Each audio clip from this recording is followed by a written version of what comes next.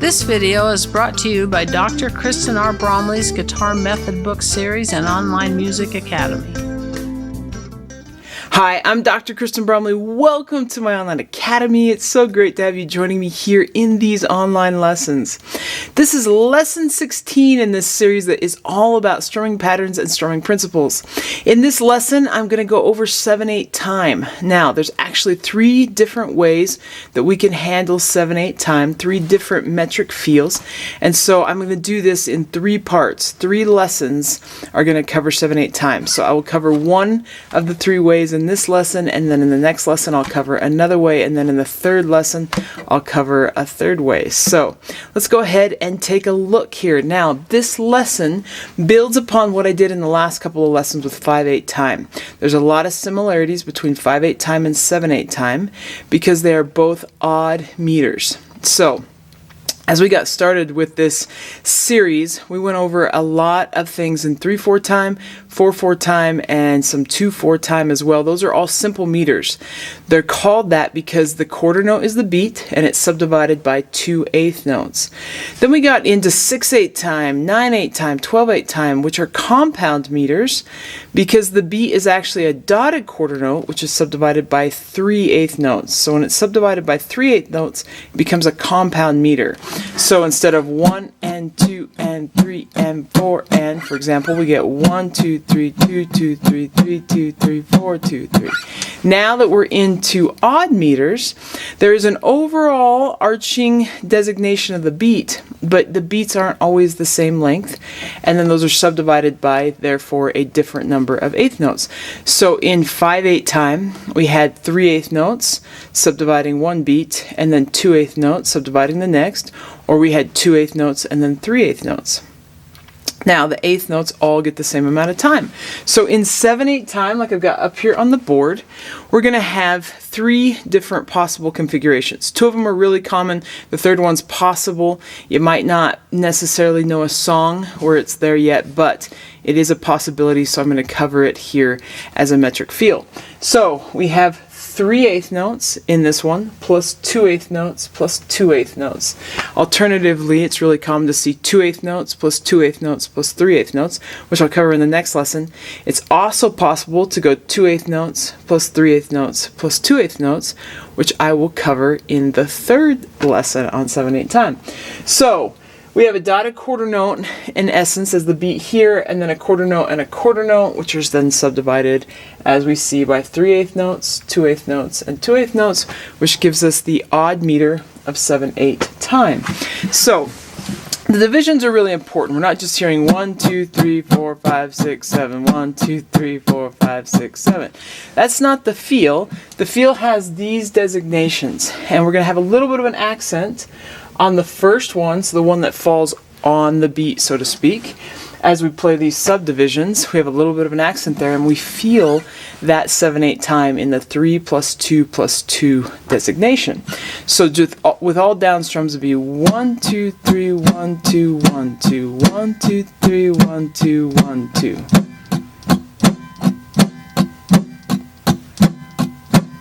So that's how that goes. Now, as you get used to it, and it can take a little bit of getting used to, it's kind of unusual a little bit. It's an odd meter after all.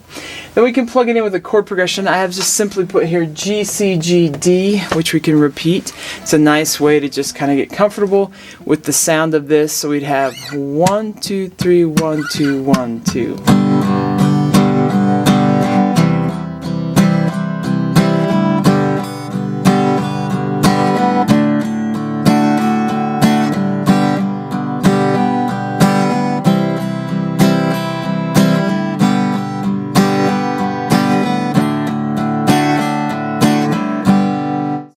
Now you can practice that at various tempos as much as you'd like to and as much as you need to. I'm going to go on here though in the explanation. We're going to look at strumming direction. So we know in this series, if you've been watching the lessons in this series, that rhythm and meter influence the strumming pattern, and so does the strumming direction. So I'm going to change up the strumming direction a little bit here from all down strums. We've got down, up, down, down, up, down, up. So we're going to do that alternatively because that's a really great way to play 7/8 time. So down, up, down, down, up, down, up, down, up, down, down, up.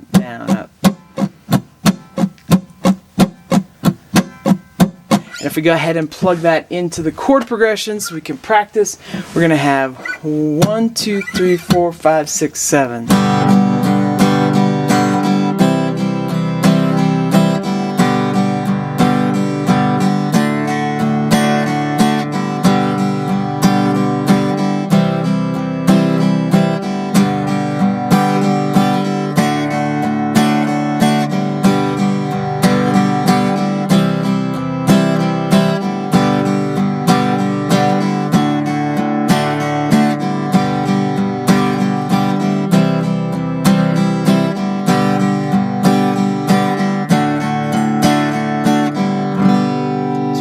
Like that. And that's a great way to strum with 7/8 time. If it's faster, if it's slower, you can use that strumming pattern. I've got a couple variations up here on the board though. We'll take a look at those. So if you saw the lessons in 5/8 time, in that second lesson, so in the last lesson, I went over some different rhythmic variations that work when we have the eighth notes in groups of 3 and some that work when we have the eighth notes in groups of 2. You could actually take that last lesson and the different variations that were there or create other variations of your own and create strumming patterns that way. I'm not going to go over it that way in this lesson or in the next couple. I've just created a couple variations that are kind of fun for you to check out. And then of course you can explore and create some of your own. So this first one up here, we got the dotted eighth note followed by a 16th and then the 8th for that first group, which is that 3. So down, up, down, down, up, down. So we put a little bit of delay to that up, down, up, down. And then down, up, up for the 2. I've done this rhythmic pattern before in this series. Down, up, up, down, up, up. And the last one is just down, up, just as we have above, down, up.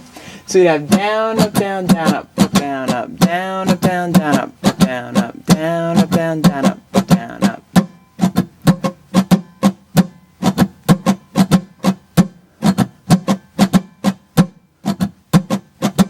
If we plug that in to the chord progression, so we get a little bit of practical playing here, we'd have 1, 2, 3, 1, 2, 1, 2.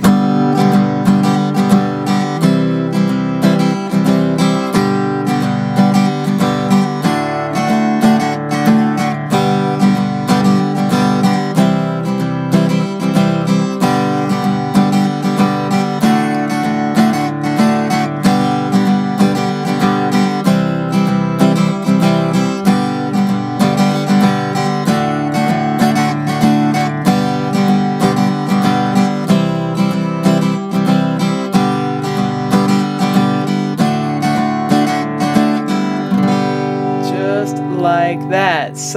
I think it's so fun. Playing these rhythms is so fun to me. Rhythmic guitar is so fun. Just setting down that groove. All about that groove. That groove gets that grooving feeling going inside.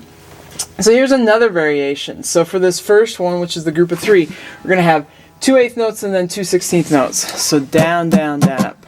Down, down, down, up. Down, down, down, up. If we took it a little bit slower. And then on the next one, same thing we were doing before. Down, up, up. Down, up, up.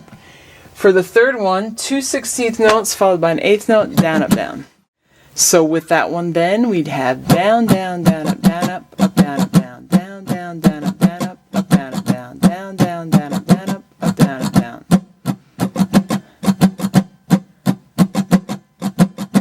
And if we plug that into the chord progression here, so we can do it with a little bit, well, so it feels like music, we'd have 1, 2, 3, 4, 5, 6, 7.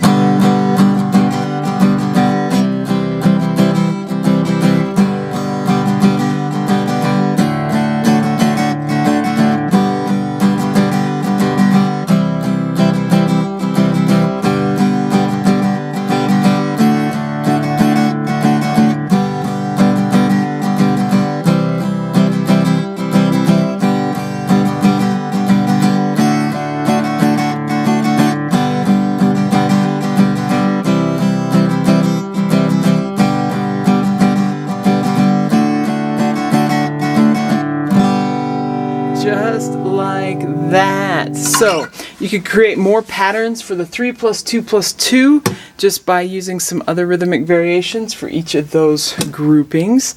And you could really have a whole bunch of different patterns.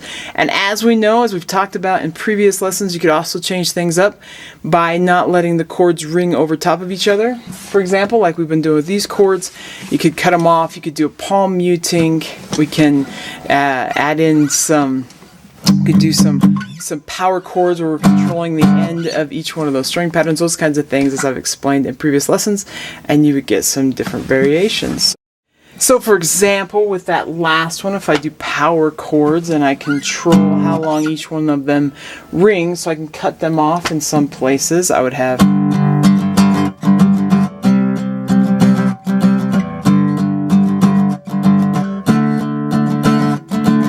so I'm particularly cutting off here on the syncopated 8th note by just releasing my hand, or I should say releasing the strings from being pressed down.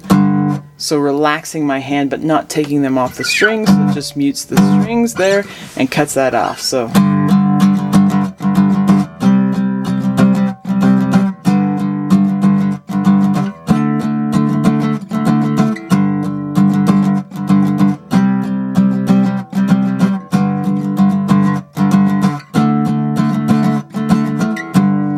So that kind of changes it. I could do the same thing with bar chords.